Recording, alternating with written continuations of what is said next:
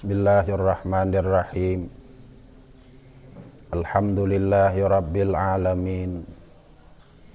Assalatu wassalamu alaika ya Nabi Allah. Assalatu wassalamu alaika ya Rasulullah. Assalatu wassalamu alaika ya Habiballah. Assalatu wassalamu alaika ya Khalilallah. Khudh biyadina qallat hailatuna adrikna ya Rasulullah. Kembali kita mempelajari ilmu yang menjadi fardu ain mempelajarinya terhadap kita, yaitu ilmu yang berhubungan dengan membersihkan hati. Sesudah kita bersihkan hati dari sifat-sifat yang dicela 10 perkara, kemudian kewajiban lagi kepada kita untuk menghiasi hati dengan 10 perkara. Dan kajian kita pada kesempatan ini sifat yang ke-8, yaitu sabar. Sabar artinya hati tidak marah akan yang terjadi, dan mulut tidak mengadu-ngadukan Allah pada makhluk. Hati kada sarik, hati kada sangkal. Kemudian di luar, di mulut, terhadap apa-apa yang tidak disenangi, tidak diadu-adukan kepada makhluk, terkecuali hanya kalau kita mengadukan kepada makhluk sekadar mencari solusi. Kalau dengan hati yang sangkal, kemudian kita adukan masalah sesuatu yang tidak kita senangi kepada makhluk dengan berkeluh kesah, itu berarti dikatakan tidak sabar. Ketahuilah, tidak sempurna iman kita kecuali kita suatu saat berada di atas dan suatu saat berada di bawah. Hal ini ditunjukkan dalam Quran. Coba kita lihat baris-baris Al-Quran. Baris Al-Quran itu ada baris di atas, ada baris di bawah, ada baris dhammah, bedapan. Baris di bawah, baris di atas, baris bedepan. Ini adalah merupakan pelajaran kepada makhluk ini bersikap di dalam hidup. Pada ketika kita berada pada posisi baris di bawah, kemana kita menjadikan imamun mubin kita? Dalam Quran diceritakan banyak para nabi-nabi Allah yang kedudukan mereka di bawah urusan dunia. Isa alaihissalam, Ayub alaihissalam, Adam pada ketika diuji, anak beliau berbunuh-bunuhan. Ini semua adalah posisi di bawah. Tapi bagaimana mereka menyikapi pada ketika berada posisi di bawah? Tentunya mereka menyikapi dengan hati tidak marah, mulut tidak mengadu-ngadukan masalah kepada makhluk Allah. Jika dikadukan, maka sekadar hanya mencari solusi.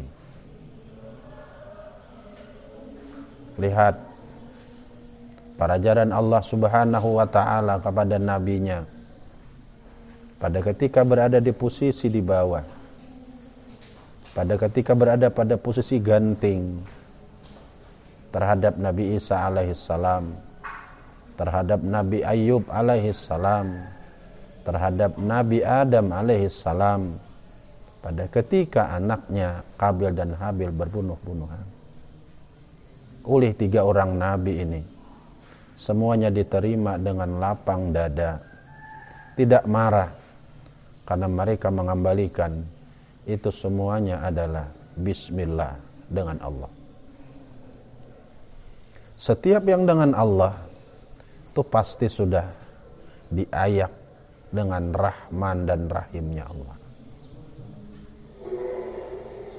Jadi karena itulah maka kesabaran penting dimiliki.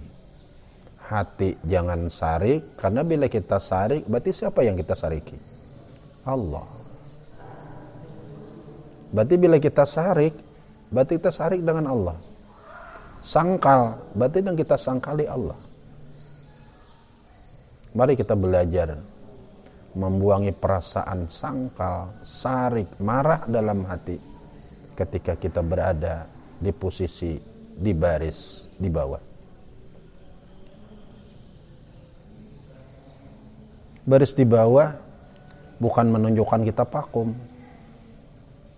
berhenti, karena baris itu tetap dibaca walaupun baris di bawah, tetap diteruskan bacaan, bukan di bawah lalu berhenti. Lihat Al-Quran, sesudah baris di bawah bertahan di situ saja, tidak, tetap diteruskan bacaan. Berarti kita pada posisi di bawah bukan menunjukkan kita berhenti di situ. Itu hanya jalan dan jalan untuk kepada berikutnya. Pada akhirnya kita akan tutup mata dengan jalan baris di bawah dengan sabar. Itulah seorang hamba yang mendapatkan julukan dalam firman Allah, dengan sabar kita akan dicintai Allah. Nah ini.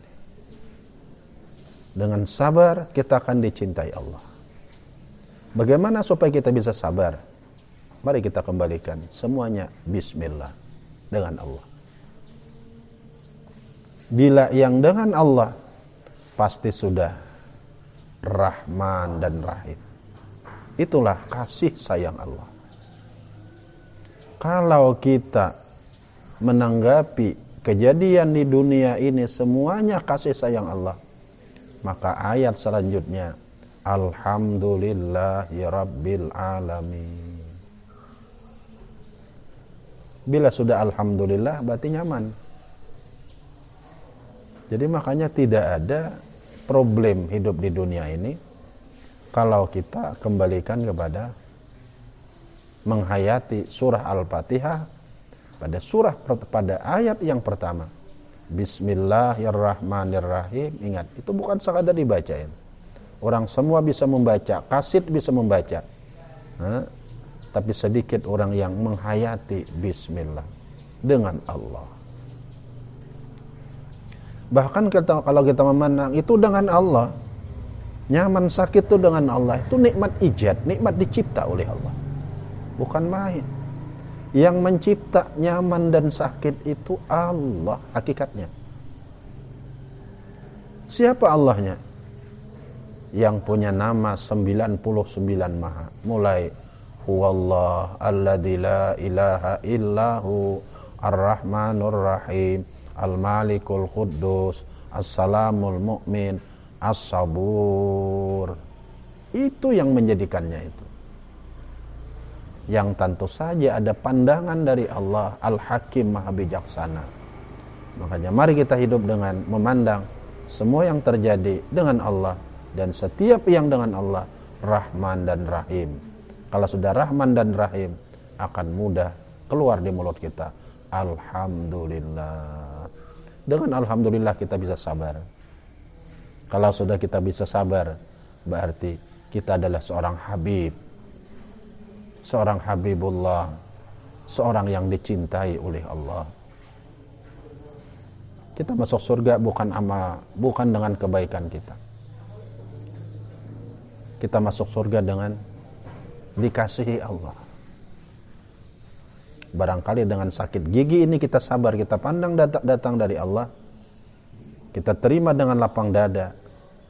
Kita kalau melaporkan sakit gigi kepada makhluk hanya sekadar minta solusi, kita terima dengan lapang dada, mulut kita diam.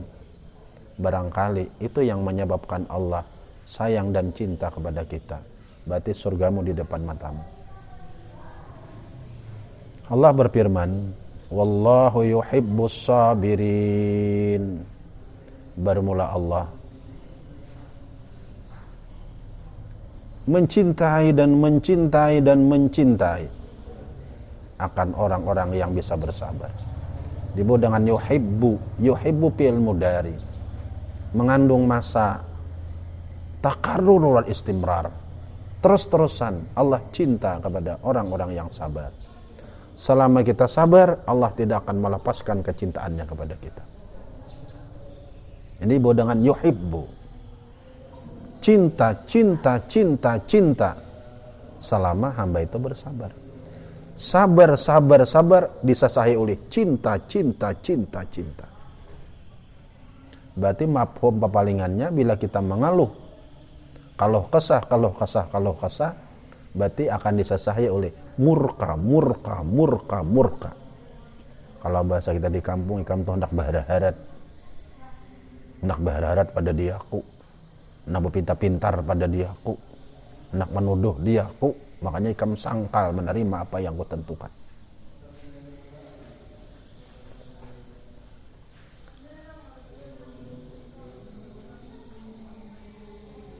Sabar terbahagi 3. 1. Sabar mengerjakan perintah dengan menanggung dan mengarasi nafsu dalam mengerjakan perintah itu. Artinya dipaksa. Jangankan kita untuk keselamatan di akhirat, untuk kebahagiaan dunia aja kita harus sabar. Kalau tidak akan tercapai. Jangankan urusan pekerjaan, urusan makan aja harus sabar. Namun kita makan sepiringan buat dalam muntuk ada kanyang.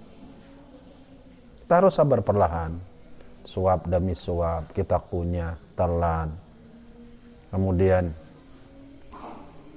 iwaknya kita pilah, mana dagingnya, mana tulangnya, sabar kita. Minum, sabar kita. Namun secangkiran kita tumpah ke muntong kita, tidak akan sampai haus. Untuk mendapatkan dunia saja, orang harus rela menanggung kehinaan. Lihat, coba kita lihat. Saudara dan saudari kita untuk mendapatkan dunia. Anggap aja kita contoh tukang sayur.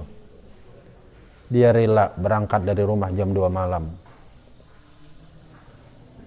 Dingin dia rasakan. Kada guring dia tahani. Terpisah dengan laki, terpisah dengan bini, terpisah dengan anak dan cucu. Dia sandang. Demi yang dia harapkan. 100, 150, 200 sampai 300 ribu dalam satu hari pendapatan. Itu kalau memang lancar. Kalau memang ada lancar hari hujan, berjualan orangnya ranai, dia harus membawa kerugian. Itu hanya untuk mendapatkan dunia. Apalagi untuk mendapatkan ridanya Allah, kecintaan Allah. Kita harus tanggung resiko dalam mengerjakan perintah. Orang belajar bahasa bidang ada langsung berlapas. Nah, kadang-kadang harus tepuntang panting dahulu. Tapi kalau sudah bisa bahasa bida, kita bisa mendadah kawan. Artinya untuk mengerjakan perintah, kita harus paksa diri kita dulu untuk mengerjakan perintah. Kalau tidak akan berjalan mengerjakan perintah sesuai dengan apa yang dikehendaki oleh Rasulullah. Dan Allah akan mengganjar 300 derajat bagi orang-orang yang bisa bersabar mengerjakan perintah. Orang-orang yang awam kayak kita, ketika malas, ketika timbul nafsu kita, tidak gairah untuk mengerjakan perintah, ayo kita ingat bahwa Allah angkat derajat kita 300 derajat di sisi Allah Subhanahu wa ta'ala. Itu pun ikhlas. Kalau orang-orang yang sudah kedudukannya di atas daripada orang awam, ibadahnya tidak dipaksa lagi, ibadahnya lantaran gairah, lezat, rame kepada Allah, dia berniat hanya mahabbah, saling bercintaan dengan Allah. Orang yang bercintaan dengan Allah itu kan sebagaimana orang yang bercintaan satu di antara kita dengan yang satu, dia selalu hendak bersama-sama. Lama tidak dirasakan, susah tidak dirasakan, karena orang sudah hatinya cinta kepada orang yang dia cintai. Yang kedua, sabar meninggalkan larangan. Sabar meninggalkan larangan dengan mengakang nafsu supaya tidak mengerjakan larangan. Dikakang. Kakang ini bagaikan seorang binatang hendak lari, hendak memakan sesuatu, tapi yang dimakan itu dilarang, kita ikuti di irung-irungnya, kita kakang. Kita ada punya nafsu. Nafsu kita hendak mengerjakan yang dilarang. Kita ikuti irung-irung nafsu. Kita tahan. Kita cambuk nafsu kita. Hei, itu dilarang. Barangkali dengan pekerjaan itu, Allah akan letakkan murkanya kepadamu. Allah akan letakkan murkanya kepada anda, wahai nafsu. Supaya tidak mengerjakan larangan. Ini Allah ganjar 600 derajat. Ditinggikan oleh Allah derajat satu larangan yang kita tinggalkan, kita kekang nafsu kita. 600 derajat kita hijab, diruntuh oleh Allah. Artinya makin mendekati kita kepada Allah. Makanya makin kita rajin beribadah kepada Allah, makin gairah kita beribadah kepada Allah, makin tersingkap hijab kita dengan Allah. Makin jauh kita pada yang dilarang oleh Allah, makin tersingkap hijab, tersingkap. Ketika perintah itu bisa kita kerjakan dengan sebaik-baiknya, larangan kita tinggalkan, ketika itulah orang mendapatkan ma'rifatullah. Itu orang yang ma'rifat kepada Allah. Larangan dia tinggalkan sejauh-jauhnya, perintah dia kerjakan sebaik-baiknya, lezat dia mengerjakan perintah. Ini orang sudah terbuka hijab, terbuka. Akhirnya semuanya itu akan membawa dia ketika menghembuskan napas yang terakhir, kata makrifat yang tertanam di hatinya, Allah itu akan keluar, la ilaha illallah. Sabar yang ketiga, sabar menghadapi musibah. Supaya jangan mengeluh akan menerima musibah. Jangan keluh kesah. Hati kadasari, mulut tidak mengadu-ngadukan Allah kepada makhluknya. Kalau kita mengadukan kepada Allah itu biasa. Ya Allah ulun garing, ya Allah ulun kada berduit, itu silakan. Tuhan senang kalau dikadukan masalah kepada Allah. Tuhan sangat senang, sangat cinta pada hamba ini mengadukan masalah kepada Allah. Tapi Allah benci kalau mengadukan masalah kepada makhluk Allah, kecuali sekadar mencari solusi. Kalau mencari solusi itu pun berarti kita secara hakikat tetap kepada Allah. Makanya sebelum kita mencari solusi, mari kita kuatkan iman kita dulu. Saudara kita, la haula wala quwata illa billah. Sadar usaha melaksanakan perintah Allah. Allah tidak merubah nasib suatu kaum, melainkan mereka dengan usaha merubah nasibnya. Di antara usaha kita keluarkan masalah kita kepada saudara kita. Karena kita tidak bisa mengatasinya secara zahir. Tetap hakikatnya kita berharap kepada Allah untuk menyelesaikannya. Tetap kepada Allah hakikatnya. Jadi hakikatnya yang mengeluh ini dari Allah. Orang yang kita minta solusinya itu, yang bisa memberikan itu pun dari Allah. Berarti yang minta solusi Allah, yang diminta pun Allah. Tetap kada keluar daripada ma'rifatullah, tetap Allah. Orang yang bisa menghadapi musibah dengan sabar akan diberikan ganjaran oleh Allah 900 derajat di sisinya. Apabila ketiganya ini sudah kita jalankan, Perintah kita kerjakan, larangan kita tinggalkan. Perintah kita kerjakan dengan cara menanggung resiko dalam mengerjakan perintah. Larangan kita tinggalkan dengan kita kakang nafsu kita supaya jauh daripada larangan. Dan musibah kita terima dengan sabar, lapang dada, dengan bahasa yang sering ulun katakan, ayuha kada kawaai. Ini dari Allah. Ayuha, aku terima dengan lapang dada. Kada kawaai, aku tidak berdaya. La haula wala quwata illa billahil aliyil azim. Mudah-mudahan Allah berikan petunjuk kepada kita. Kita bisa hidup, kita nikmati hidup ini. Bukan kita kada punya bala bencana, tetapi iman dan kesabaran yang ada pada kita tetap indah hidup ini. Assalamualaikum warahmatullahi wabarakatuh.